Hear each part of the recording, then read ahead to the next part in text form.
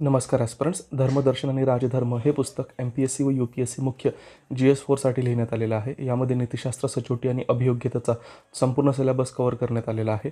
या पुस्तकाच्या short overview सिरीजमध्ये मी लेखक भूषण घोडके तुमचं स्वागत करतो. मित्रांनो, आपण विद्यार्थ्यांना इथिक्स, इंटिग्रिटी, ॲप्टिट्यूडमध्ये तर मार्गदर्शन करतोच, त्याचसोबत इतिहास वैकल्पिक विषय असेल, GS1मध्ये असेल तर हिस्ट्रीचा पाठ, त्याचबरोबर जर बघितलं तर करंट अफेअर्स, उत्तरलेखन आणि मेंटरशिप प्रोग्राम आपण रन करत असतो. तर याच्या संदर्भात तुम्हाला अधिक माहिती हवी असल्यास या नंबरवर तुम्ही कॉल करू शकतात.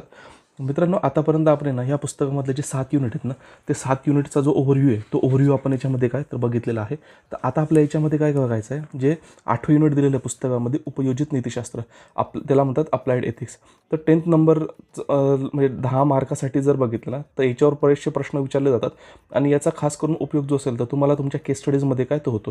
तिथं तुम्ही बघू शकता मित्रांनो, आपण उपयोजित नीतिशास्त्रामध्ये आपण जैवनीतिशास्त्र असेल त्याबद्दल डिस्कशन केलेलं आहे. जैवनीतिशास्त्राचे वेगवेगळे जे आयाम आहेत, मग वैद्यकीय नीतिशास्त्र असणार आहे, डॉक्टर रुग्ण संबंध असणार आहे, त्यामध्ये माहितीपूर्ण संमती, इच्छामरण असेल, त्याच्यानंतर जर आपण इथं बघू शकतात फाशीची शिक्षा असेल, प्रजनन हक्क असतील, गर्भपात असेल, या संदर्भातले जे नैतिक म्हणजे डिस्कशन्स आहेत ते आपण याच्यामध्ये कव्हर केलेले आहेत.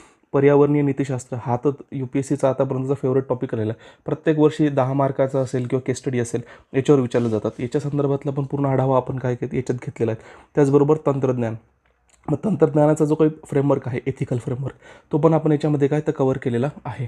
यामध्ये प्रोफेशनल एथिक्स म्हणजे त्याच्यामध्ये व्यावसायिक नीतिशास्त्र असेल, त्याचबरोबर जर आपण बघितलं तर व्यवसाय नीतिशास्त्र म्हणजे बिझनेस एथिक्स, तो पाठ पण आपण काय केलेला आहे याच्यामध्ये कव्हर केलेला आहे.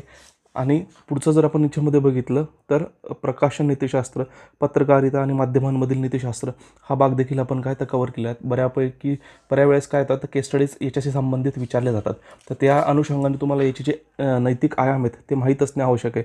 सायबर प्रेसचे नीतिशास्त्र असेल, राजकीय नीतिशास्त्र म्हणू शकतो, त्याचबरोबर स्पोर्ट्स एथिक्स आहे, आणि त्याच्यानंतर आपातधर्म आहे, तो पाठ पण आपण काय केला आहे तर याच्यामध्ये कव्हर केला आहे. याच्या व्यतिरिक्त जर बघितलं ना मित्रांनो, की मग जो तुमचा केस स्टडीचा पार्ट आहे ना, त्या उपयोजित नीतिशास्त्राच्या बाबतीमध्ये त्याच्यामध्ये पण आपण पर्यावरण नीतिशास्त्र आणि शाश्वत विकास संबंधात जे अधिकची माहिती आपण काय तर कव्हर केलेली आहे. जेव्हा आपण केस स्टडीज बघणार तर केस स्टडीच्या अँगलमध्ये आपण याचा ओव्हरव्ह्यू तर घेणारच आहोत, पण याच्या संदर्भात जर आपण बघितलं की डिझास्टर मॅनेजमेंट असेल म्हणजे आपत्ती व्यवस्थापन किंवा संकट व्यवस्थापन असेल, त्यावेळेस कुठले नैतिक आयाम त्या ठिकाणी काय तर बाळगले पाहिजे, तो भाग देखील आपण याच्यामध्ये कव्हर केलेला आहे. त्याच्यानंतर डेटा नीतिशास्त्र असणार आहे, तो भाग आपण याच्यामध्ये केलेला आहे. सोशल मीडियाशी संबंधित असणारा जो काही एथिकल अँगल आहे तो देखील आपण काय केला आहे तर याच्यामध्ये कव्हर केलेला आहे.